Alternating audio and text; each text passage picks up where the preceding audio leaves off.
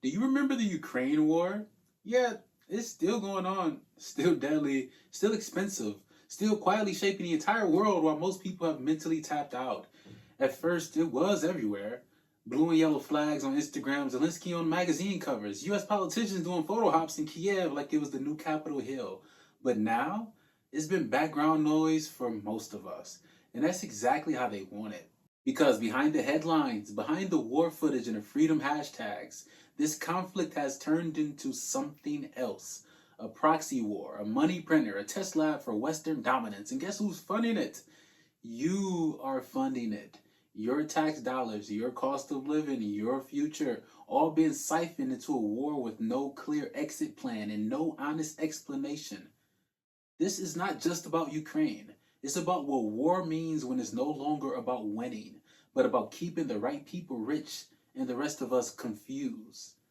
Let's break it all down. To understand where we are now, you have to rewind a little. Not 2022, but 2014. That's when Russia invaded and annexed Crimea. An illegal land grab the international community mostly side-eyed, sanctioned lightly, and moved on. Falling like dominoes. Today, pro-Russian forces stormed Ukrainian Navy headquarters. The head of the Navy taken prisoner, still held tonight as Ukraine's military plans a full evacuation of its troops and their families. Ukraine protested, NATO looked uncomfortable, and Putin basically said, "This is mine," like a toddler grabbing someone else's juice box. But 2022, that's when it went full firestorm. Russia launched a full-scale invasion of Ukraine, targeting major cities, claiming it was about denazifying the country, which for the record is wild coming from a dude whose entire vibe screams authoritarian cosplay. Russia's real reasons were more predictable. To stop NATO from expanding, reassert control over a former Soviet state, prove they're still a global power even if their tanks still run on Cold War fumes. And Ukraine? Ukraine did what no one expected. They fought back hard. Zelensky went from comedian turned president to a wartime leader on every TV screen. He gave speeches and fatigues. His approval ratings skyrocketed. He became a symbol of democracy standing up to tyranny. The West, especially the US, jumped in fast. Not with troops, but with weapons, cash, sanctions, and more weapons. It became the ultimate proxy war. America and NATO sending billions in aid while saying we're not technically in the war, like parents who say they're not fighting in front of the kids. I heard you, Dad. Look, since then, it's been a brutal stalemate. Cities reduced to rubble, thousands dead, millions displaced. But here's what's weird. The longer the war drags on, the more quiet it gets. Because now it's less about good versus evil and more about profit, power, and pretending that this isn't the US's new favorite way to play empire. Let's talk about who's really eating off this war. Spoiler, it ain't Ukraine.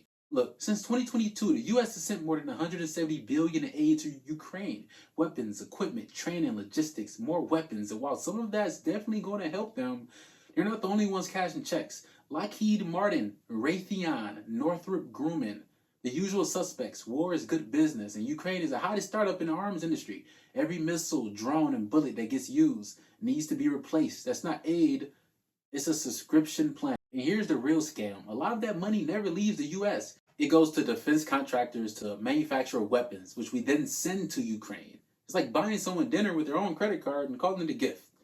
Meanwhile, Zelensky, who started off the war as a symbol, has been quietly tiptoeing through a minefield of corruption scandals.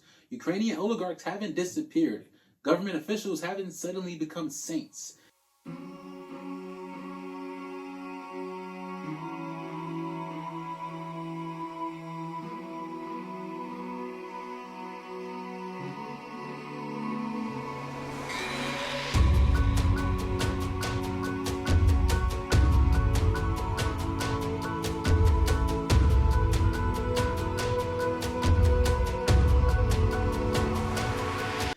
US media just doesn't ask many questions because asking might break the vibe.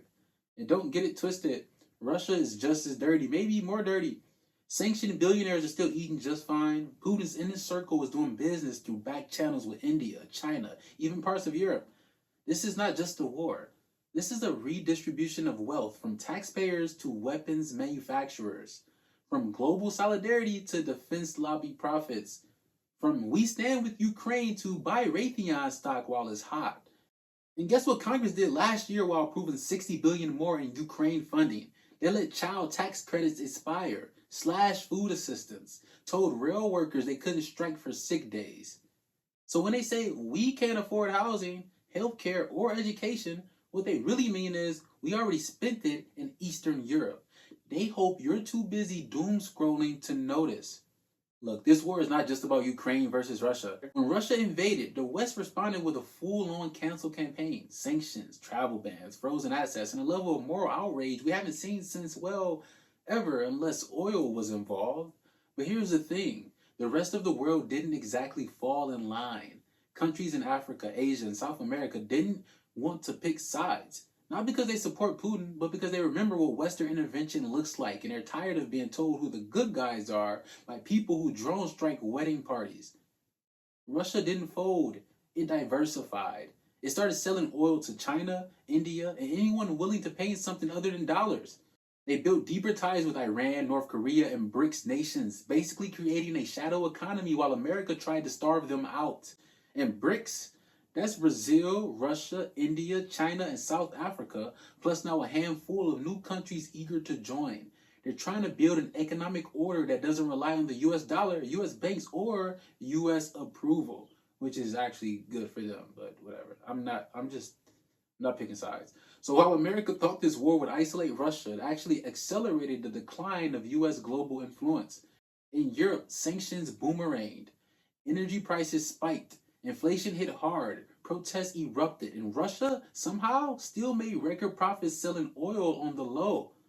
Meanwhile, the global south felt the heat.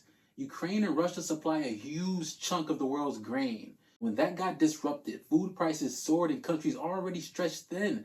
And while the West was sending tanks, developing nations were like, can we just get some bread? So yeah, it's a war, but it's also a reshuffling of global power. A turning point that's made the US look less like a benevolent superpower and more like a panicked landlord losing control of the building. And while politicians here talk about standing up for democracy, what they're really doing is fighting to keep global dominance from slipping out their hands. Because when this war finally ends, the world map may not look the same. Let's cut through the noise. America isn't pouring hundreds of billions into Ukraine just because we love freedom. We're doing it because war is a business. And this war is a full-blown IPO. First, there's the obvious. The military-industrial complex is eating. Every missile we send to Ukraine is one more contract for Lockheed. Every tank that gets blown up is an upgrade order for General Dynamics. Every aid package is a sales pitch with a flag on it. But it goes deeper than that. Ukraine lets the US do something it hasn't been able to do since Afghanistan collapsed. Play global hero without sending American troops. We get to wear the cape, control the narrative, and pump billions into the economy, all without body bags showing up on CNN. And let's be real, this war is great for a distraction, isn't it?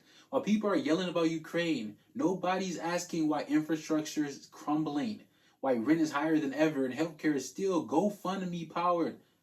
Congress loves a good bipartisan war and prisons, but that's not for today. Republicans get to flex patriotism. Democrats get to say they're defending democracy, and lobbyists get to swim in gold like they're in Scrooge McDuck vault. And the longer the war drags out, the better for business. No one's in a rush to negotiate peace when the check's still clearing. What's wild is that polling shows Americans are getting tired of sending money, but it doesn't matter to politicians because war is one of the few things our government funds without a debate. Universal health care? Too expensive. Student loan forgiveness? I can't afford it. But $60 billion in missiles. Here's another billion. Go be safe, Ukraine. Look, in other words, they'll never say it, but peace is not profitable. Not when you've got contracts to renew, lobbyists to please, and election cycles to manipulate. Ukraine is not just a war zone. It's a showroom. It's a testing ground. It's a goddamn cash cow. Let's be clear. War is not just about weapons. It's about stories. Who gets to tell them? Who gets believed? And who gets buried under the rubble when the cameras turn off? Ukraine was framed as a clear-cut battle. Good versus evil. But now, a few years later, the narrative's gotten murky because people started asking real questions. Like, why are we still sending billions with no audit? Like, why does peace feel like a punchline and not a reality? Like, why is it always the poorest who foot the bill? Meanwhile, the people dying on the ground, They're not thinking about NATO expansion or weapons stock prices. They just want to live. But the empires funding this war aren't thinking about that because they're too busy cashing in, posturing, and playing power games with human lives. And here in the US, we're being fed a diet of moral superiority while struggling to afford groceries. That's not foreign policy. That's a professional case of gaslighting. Look, we're not protecting democracy by helping Ukraine. We're protecting defense industry profits. And every day this war drags on, more people die, more money disappears, and more of us realize we're not watching history unfold. We're watching a business plan.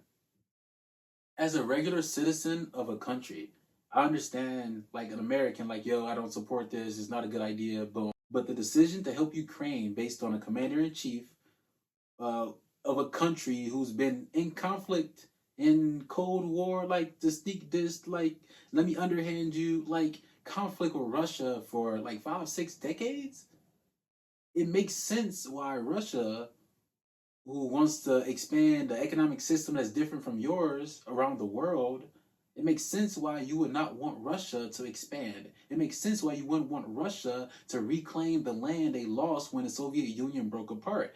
It makes sense as a country who's not necessarily an ally of Russia, who holds this much power in the world and has the ability to influence these things.